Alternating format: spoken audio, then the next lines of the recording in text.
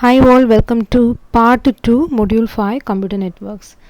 So in fifth module we started our discussion with the so-called ICMP protocol, and we already seen what is ICMP and what are all different types of ICMP protocols. Now here I thought of adding something more into the so-called protocol, because what are all the things that I covered in the first part is from the Tannenbaum textbook, but in Foroson it is somewhat discussed slightly different, in the sense they are giving the header format and some other information like that. So I thought of adding that also, right? So this is how the typical ICMP message looks. Particularly this part is the header followed by the data, right? The data part, and this data is of variable length, where header is of fixed length, and you can see the 8 bits 4 session, each of 8 bits, so totally it is 4 byte, and similarly a second row another 4 bytes, so totally it is 4 plus 4 8 bytes. So you can see a 8 byte fixed header followed by a variable length data field, so that makes the typical ICMP packet. And what are all the fields in the header part? There is a type field. There are different types of ICMP messages that we already seen. Some are for indicating different types of error that could occur in the in a typical network. So particularly when ICMP is being worked with the IPv4, so here this is the format of ICMP version 4. So when it comes to IPv6 protocol, we have the supporting protocol called ICMP version 6. That is something different. The format, everything will vary, but here we are supposed to cover this ICMP version 4 only. So what is this type field? What kind of ICMP message it is? For example, is it a error message like say parameter problem, or destination unreachable or something, or we have query messages like the echo replay, so those kind of things. So that different messages we are having different type value that we will see. Now there is something additionally added as a code field, another 8 bits, so that will indicate you what is the reason for such an error. For example, in the destination unreachable ICMP message, right? So there are different this is one example. There are different cases by which this particular error can occur. For example, it may be because the do not fragment flag is one in the datagram, and it is not able to proceed further because of a smaller network, right? Or it is due to some other reason the destination is unreachable. So why such a destination unreachable error occurred? So that is being represented, or it's a kind of subcode, subtype, something like that you can see. So this is giving more clarity about the type of the error and its reason why that error occurred in a given packet. So of course we have the checksum, like what we seen in the IP datagram. A similar way you can use for calculating the checksum, which is 16 bit. So the data plus so it is so for what we want to calculate the checksum, divide it into some 16 bit group and take the 2's complement addition, and that extra bit redundant will be added as a checksum. And similar checking we will do at the receiver side to detect an error, so whether there is an error or not. So that is captured by checksum. Anyway, that details we already seen in IP. So similar kind of calculation is done here also. And rest of the header, in the sense, the first 4 byte out of this 8 byte, so here we have the first 4 byte, and this 4 byte is something common for all types of ICMP message. But if you look at the next 4 byte, it will vary from one type of ICMP to another.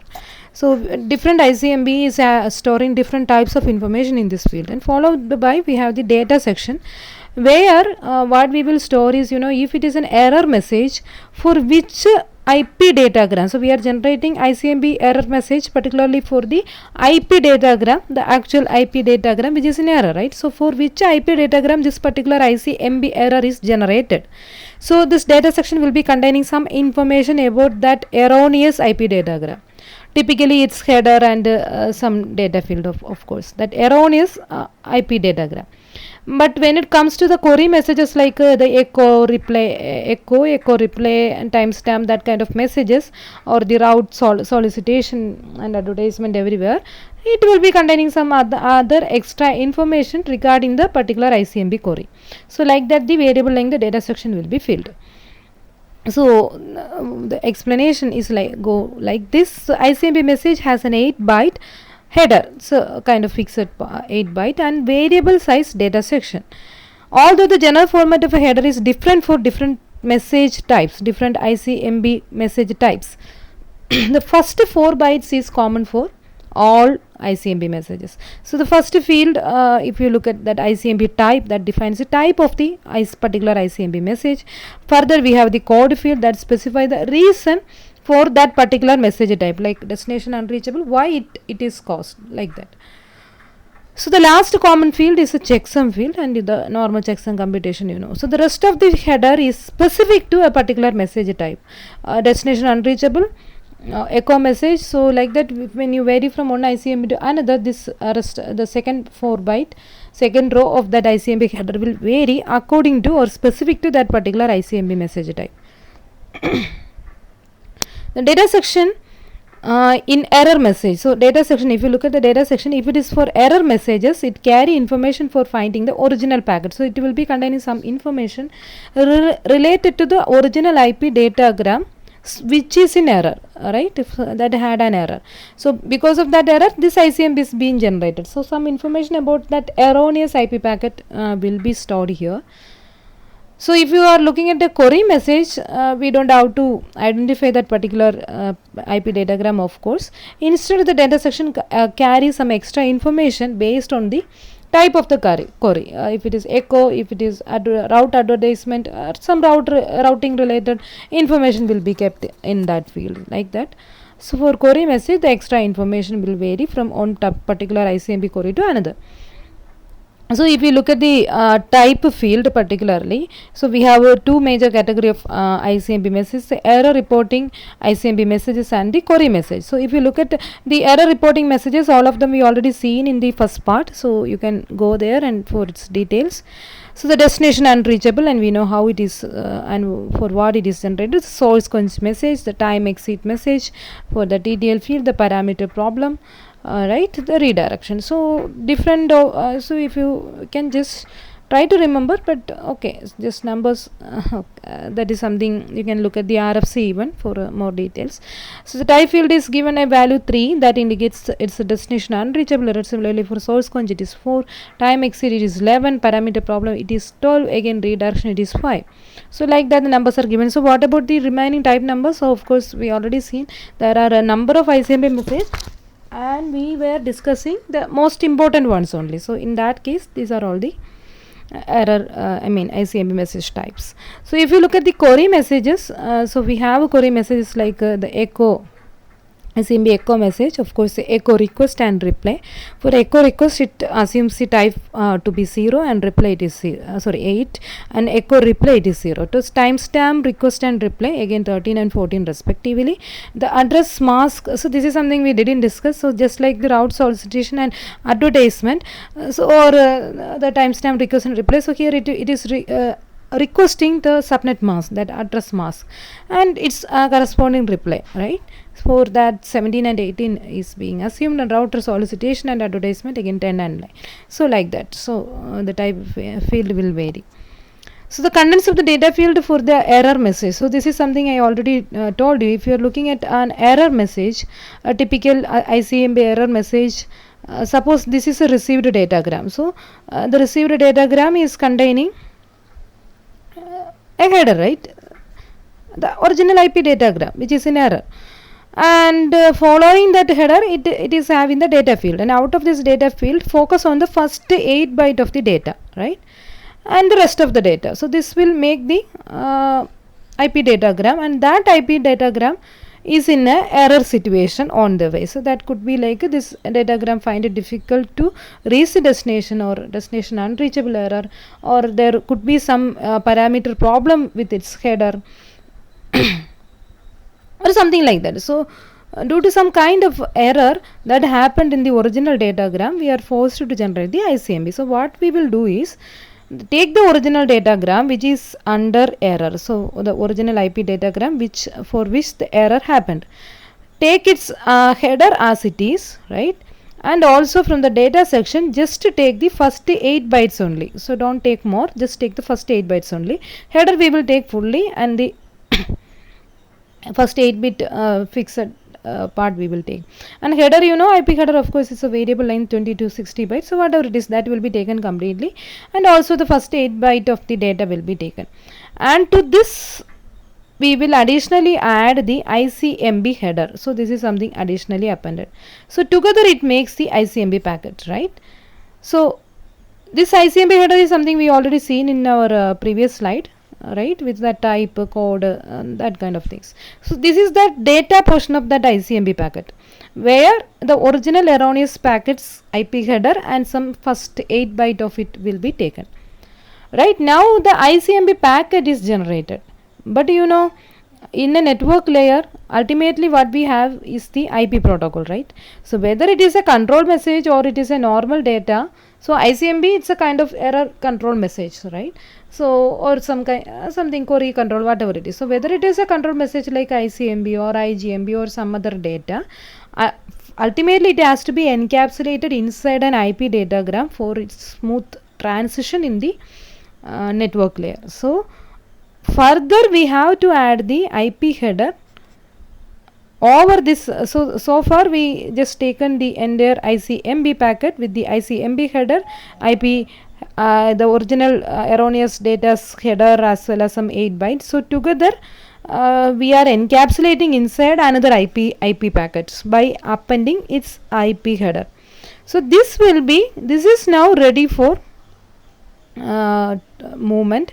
So this will be data sent as a IP datagram. So what is the content inside this particular IP datagram? That is an ICMB message. So this is something you have to keep in your mind. Even though it is ICMB or IGMB, whatever it is, they will be communicated as an IP datagram only. So ultimately in the network layer the core protocol is IP. So whether it is normal information or some control supporting information, it should be encapsulated inside a IP packet. So that is the thing. Now, so the explanation like what we seen already. So all error messages contain a data section that include the, so what about the data part of the ICMB error message? So that data part will contain the IP header of the original IP datagram which is in error plus the first 8 byte, right? And we will see why. So why the original datagram header is added, the erroneous datagram's header is added? It is to give the original source. I mean, we are sending that ICMB message back to the source which generated this particular erroneous data, right? So, so we are trying to communicate back to the original source which receives that particular error message some information about the datagram. The source should now be able to distinguish for which packet I sent this particular ICMB error came. So the source will be sending a number of packets maybe as part of different communication, right? But on the way some of the packets is in error, and for those erroneous packet we are generating the ICMB. So when this ICMB is coming back to the source should be able to distinguish or locate for which particular IP datagram that I generated this ICMB message is generated. So for that purpose some information about that erroneous IP datagram is also added in the ICMB message data section. Hope it is clear. So of course now why that 8 byte data part? So header will communicate all the information regarding that particular IP datagram and the source can identify it clearly. Now what is the role of the first 8 byte of the data that is further added, right? So its role is like you know, so this is something you will get a clear understanding after covering that 6th module where we will cover this TCP and UDP. So right now we are in the network layer. So whenever the communication flow is like this from the application layer, some message, the application layer will give some message to the transport layer, and the transport layer will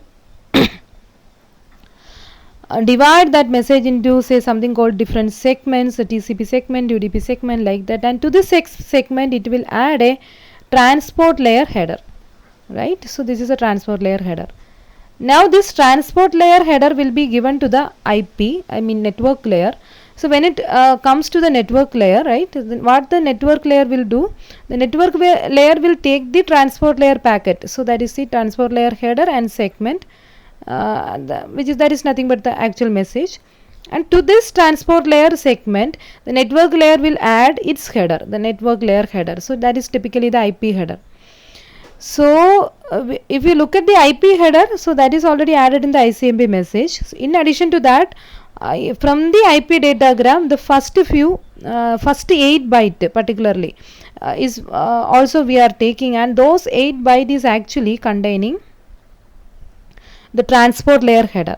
And you know, if you are using transport layer protocol as UDP is having an 8 byte fixed header, where if you look at the TCP, it is actually having 20 to 60 byte header, like a 20 byte fixed and some 40 byte option, just like our IP protocol. Even though it is 20 to 60, we are looking at the first 8 byte of this 20 only, and that is actually containing something called the port number. So just like the IP address or the Ethernet address, we have something called a port number for the transport layer protocol, for identifying a particular process inside a machine. So the network layer IP address will be identifying a host in the network layer. So once the data reaches the host, to what process that is running inside that host the data is to be delivered. So that is by port number. So a kind of addressing that is used in the transport layer, followed by the sequence number. The port number is some 16 bit number or some 2 byte, and the remaining so it is totally 6 byte could be the sequence number and something. Okay, port number 16 bit source port number, and another 16 bit destination port number. So together port number itself is 2 byte and sequence number is another 4 byte. So together 2 plus 2 4 byte. So together it makes the 8 byte in case of UDP and TCP protocol. So it is further giving, in addition to the information about the network layer, it is further trying to give some information about the transport layer information also. So ultimately, once the error message is reaching back to the source who generated it, the source will understand that for this particular IP datagram this error came, and also in that particular source many processes will be running, and it can exactly locate from which process this erroneous packet generated. So it can correctly inform that actual process, and from where that process can take the next remedy, I mean what is to be done once this particular packet is in error. So like that it will proceed. So it's find some meaning, right? I just explained only, hope it is clear. So I think let me add one more time that from the application layer the message is coming to the transport layer, and from transport layer it is coming to network layer. So when it is coming to network layer, what the transport layer is giving is something, right? And to that something the network layer is adding its header, and when it is taking the first few 8 byte of this segment being communicated by transport layer, and that is actually the transport layer header, and that header is trying to give us some additional information about the process from which that particular IP datagram generated and which is in error. So now the error is very clearly communicated back by the ICMP, right? So still if you are confused you can ask me during our discussion class. So this information is needed so the source can inform the protocols like TCP or UDP, whatever things is running in the higher layer, that is transport layer, about this error. So now once everybody is clear about the error, they can go to the next step. So how, right, that is how to deal with the error. Now the ICMP forms an error packet in this way, which is then encapsulated in the IP datagram. So this is what I was trying to convey you in the last slide, right? That ICMP is further encapsulated inside IP, whether it is ICMP or IGMP or whatever it is. All those control message can't travel by themselves, so they have to attach their header, everything. But in addition to that, they should be encapsulated inside an IP datagram. Then only we can have that communication possible inside a network layers, because network layer is fully depending on this IP datagram, and it's as the core protocol if you are using the TCP IP, which is a dominating network layer architecture, of course. So something to remember, you can keep this in mind. So no ICMP error message will be generated in response to a datagram carrying ICMP error message. So you know, for an IP datagram ICMP is generated, right? ICMP error is generated. Suppose the IP datagram is actually containing an ICMP error, it is not going to generate the ICMP error further, right? So that recursion is not there. So normal IP datagram, it will generate an ICMP error. Now that ICMP error message itself is encapsulated inside an IP datagram. So that is what we seen in the last slide. So when that ICMP message itself is encapsulated inside an IP datagram, if that IP datagram is in error, because IP as a whole is providing you best effort delivery only. So whether that IP datagram is containing the ICMP error message or actual data, chances of error is there. But if that the one who is carrying that error information is in error, whether it will generate further error message for it, the answer is no. Because if you keep on generating it, definitely it will go as something to an infinite number of iterations. That we don't want. We will stop at that point. So for normal IP datagram only, the ICMP error message will be generated. Now if the IP datagram is containing another ICMP error and that IP datagram is in error, it is not going to generate a ICMP error further, right?